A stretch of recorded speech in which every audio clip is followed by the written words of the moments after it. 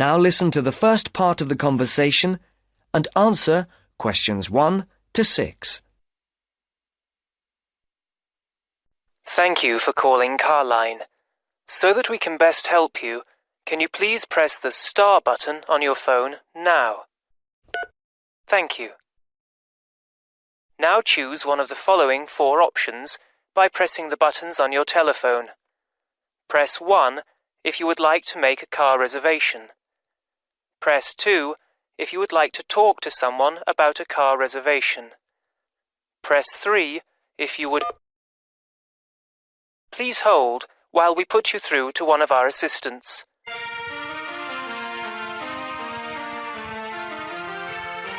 Good morning, Melanie speaking. How can I help you? My name is Mr. Maxine, and I booked a car several days ago to be picked up from Heathrow Airport in London, and I'd like to change the booking. I see. Have you got a reference? Yes, I have it here somewhere on a piece of paper. Here it is. It's A for Alpha, C for Charlie, F for Foxtrot, Y for... Yeah. Yes. The number 15, 15, A for Alpha, and G for Go. Let's see. Can I just check that? ACFY15AG. Yes. Mr. John Maxine. Yes, that's it. Okay, so how can I help you? I booked a car for 3 days from this Friday at 6 p.m. to Monday at 6 p.m. Yes, a manual. I'd like to change it for a larger car and an automatic rather than a manual. And I'd also like to book it for 5 rather than 3 days. Okay, let's have a look. We have an estate which is automatic. Yes, that would be perfect. There is a difference in price, though. For the extra 2 days? Yes, but also for the size of the car. The estate is £15 more expensive per day than the saloon car you have already booked. Okay, and how much extra is it altogether then? That makes it an extra £165. It seems rather expensive. The last time I hired one, it wasn't so much. When was that? Several weeks ago. I see.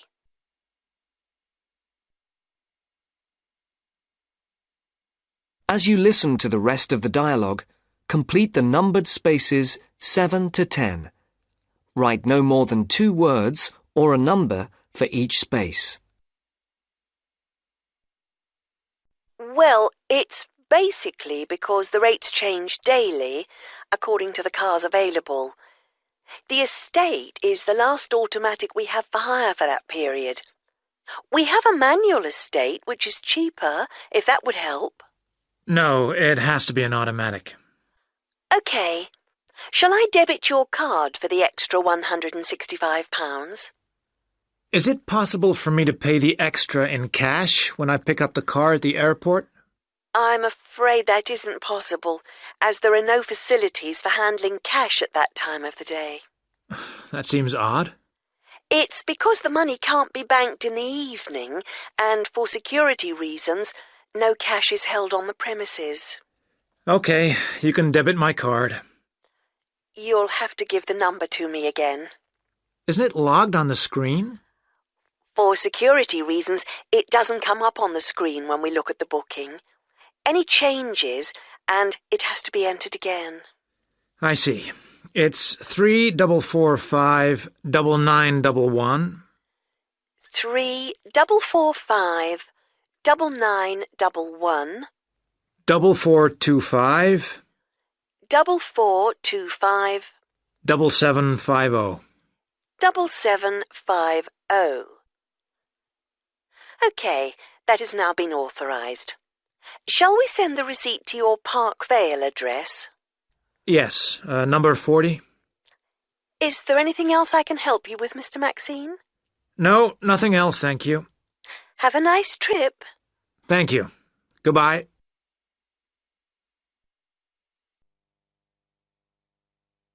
Now listen carefully and answer questions 11 to 15. Joanne? Hi, you must be Rob. Nice to meet you. So, I hear you're planning to visit Australia. Yeah, and I really wanted to talk to you because I was thinking of spending some time in Darwin, and my sister told me you're from there. That's right. So, tell me about it. Well, where shall I start? Well, Darwin's in what they call the top end because it's right up at the northern end of Australia, and it's quite different from the rest of Australia in terms of cultural influences. In fact, it's nearer to Jakarta in Indonesia than it is to Sydney, so you get a very strong Asian influence there. That means we get lots of tourists. People from other parts of Australia are attracted by this sort of international cosmopolitan image. And as well as that, we've got the same laid-back atmosphere you get all over Australia, probably more so, if anything, because of the climate. But what a lot of the tourists don't realise until they get there is that the city's also got a very young population. The average age is just 29, and this makes the whole place very buzzy. Some people think that there might not be that much going on as far as art and music and dancing and so on are concerned because it's so remote.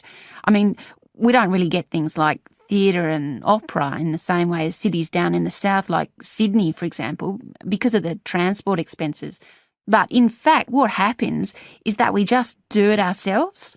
Lots of people play music, classical as well as pop, and there are things like artists groups and writers groups and dance classes.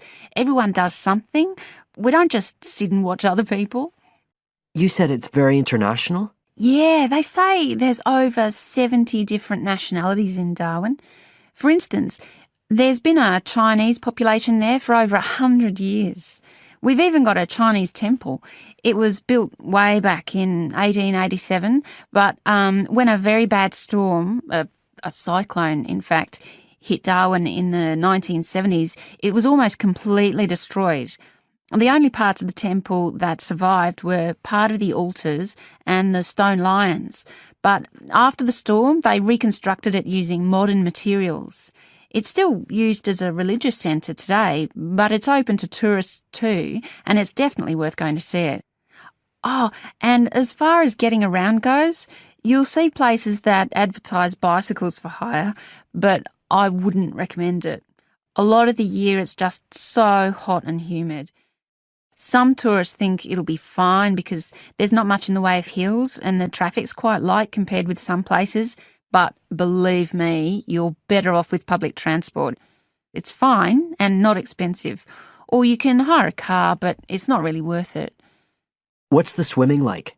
Well, there are some good beaches, but the trouble is that there's this nasty creature called the box jellyfish, and if it stings you, you're in bad trouble. So you have to be very careful most of the year, especially in the winter months. You can wear a lycra suit to cover your arms and legs, but I wouldn't like to risk it even so, personally. And there are the saltwater crocodiles too. I mean, I don't want to put you off.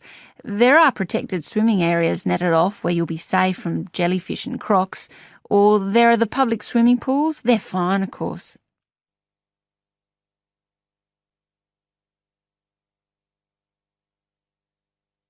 Now listen and answer questions 16 to 20. So, which places would you specially recommend? Well, one of the most popular attractions is called Aquascene. What happens is every day at high tide, hundreds of fish come in from the sea, all different sorts, including some really big deep sea fish. And some of them will even take food from your hand. It's right in the middle of town at the end of the esplanade. It's not free. I think you have to pay about $5, but it's definitely something you have to experience.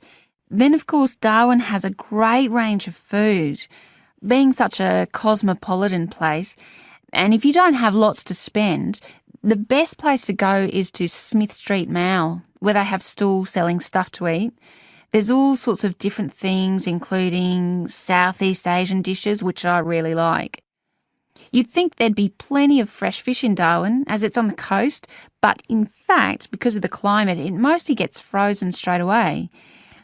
But you can get fresh fish in the restaurants on Cullen Bay Marina. It's a nice place to go for a special meal, and they have some good shops in that area too. What else?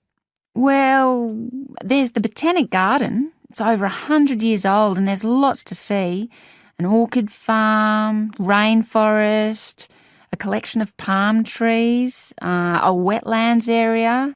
You can easily spend an afternoon there. That's at Fanny Bay, a couple of kilometres out to the north. Then, if you've got any energy left in the evening, the place to go is Mitchell Street.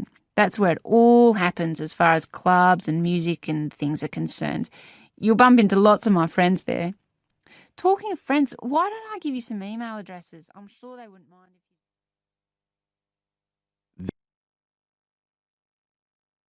Now listen carefully and answer questions 21 to 23. Right, Julia. So, from your CV and portfolio, and what you've already told me, you seem to be very much the sort of person we're looking for on the postgraduate course. So tell me, you finished your fashion design course in London 4 years ago. Did you think of carrying straight on and doing a higher degree at the time? Yes, but there were financial pressures. So I ended up working in the retail industry, as you can see from my CV. And actually, it was a very useful experience. In what way? Well, I was lucky to get the job with Fashion Now. They're a big store. And one of my priorities was to get as much experience as possible in different areas. So that was good because I had the chance to work in lots of different departments.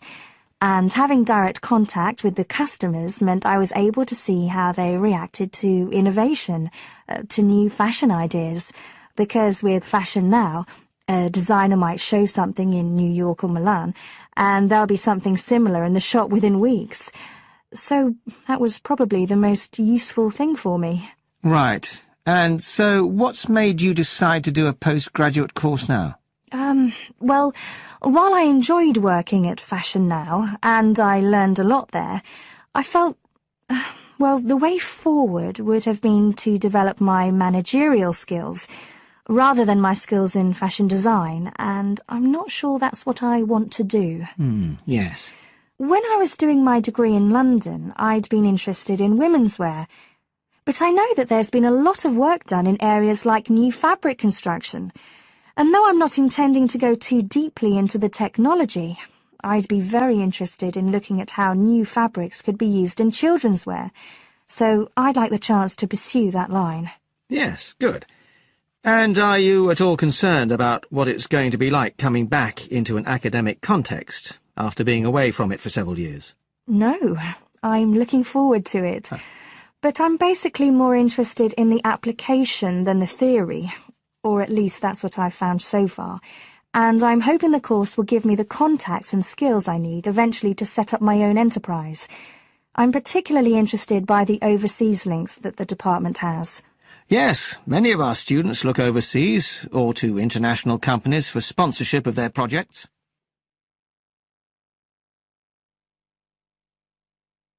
Now listen and answer questions 24 to 30. And the facilities here look excellent. I just went to look at the library. It's really impressive. There's so much room compared with the one at my old university. Yes, most students find it's a good place to study. And there are link-ups to other universities, of course, and all the usual electronic sources. The staff run an information skills programme, which we recommend all postgraduates do in the first week or two. Design students find these special collections particularly useful. Yes. Then we have a separate computer centre, which has its own academic coordinator, Tim Spender. He's got a background in art design, and the ethos of the centre is that it's a studio for innovation and creativity, rather than a computer laboratory. Oh, right. I liked the study spaces where students can sit and discuss work together. Very useful for joint projects. We always had to do that sort of thing in the cafeteria when I was an undergraduate. And I read in the brochure that there's a separate resource for photography. Yes, it's called Photomedia. It's not just for photography, but things like digital imaging and new media. It's a resource for all our students, not just fashion design. And we encourage students to work there, producing work that crosses disciplinary boundaries. It's well used. In fact, it's doubled in size since it was set up 3 years ago.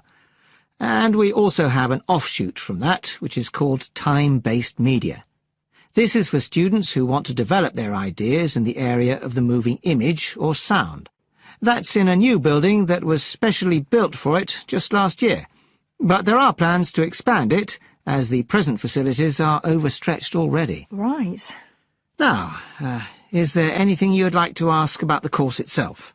I know it's a combination of taught modules and a specialist project, but how does assessment fit in? Well, as you'd expect on a course of this nature, it's an ongoing process. The degree course has 4 stages, and there are what we call progress reviews at the end of each of the first 3. Then the final assessment is based on your project. You have to produce a report, which is a critical reflection on your work. And is there some sort of fashion show? There's an exhibition. The projects aren't all focused on clothes as such. Some are more experimental, so that seems more appropriate. We ask representatives of fashion companies along, and it's usually well attended. Right. And another thing I wanted to ask.